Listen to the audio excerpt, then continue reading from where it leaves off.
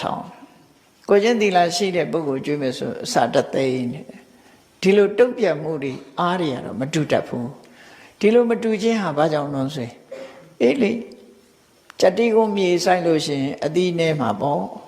မြေဩဇာရှိတဲ့မြေကိုဆိုင်မယ်ဆိုလို့ရှိရင်အသီးကြတာပေါ့ဒီလိုဟာတော့ကြွားချမှုရှိတယ်လို့သူတို့ဆိုဒါနကောင်းမှုနဲ့ပတ်သက်လာဒီလိုကြွယ်ပြချတာမှုရှိကိုချင်းသီလနဲ့ပတ်သက်လာတဲ့အခါမှာလည်းပဲအစဉ်30ပြောရမှာကိုချင်းသီလလောက်တဲ့အခါမှာဒီကိုပစ္စည်းအဆုံးခံပြီးတော့ကိုချင်းသီလကိုမဖြတ်တာ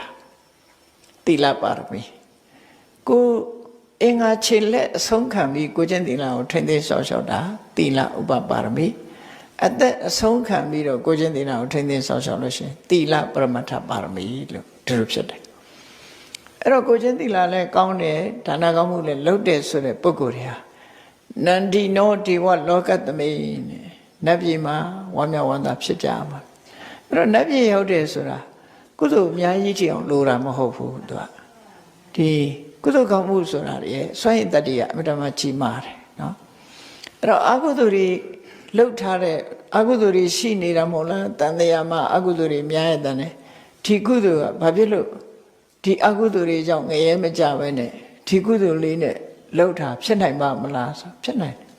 ဘယ်လိုဖြစ်နိုင်တော့ဆိုကြောက်တုံးကြီးတုံးဟာကြောက်တုံးသေးသေးလေးပဲဖြစ်စေအကြီးပဲဖြစ်စေရေထဲချမြုံမှာပဲသို့တော့လှေပေါ်တင်ကြည့်ပါလားအကြီးကြီးလဲလှေနဲ့တင်သွားရ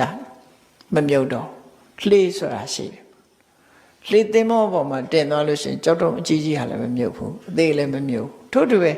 ကုသိုလ်ကောင်းမှုရှိတဲ့ပုဂ္ဂိုလ်ဟာဘယ်ကြမသွားဘူးလို့ဆိုလိုတယ်ပေါ့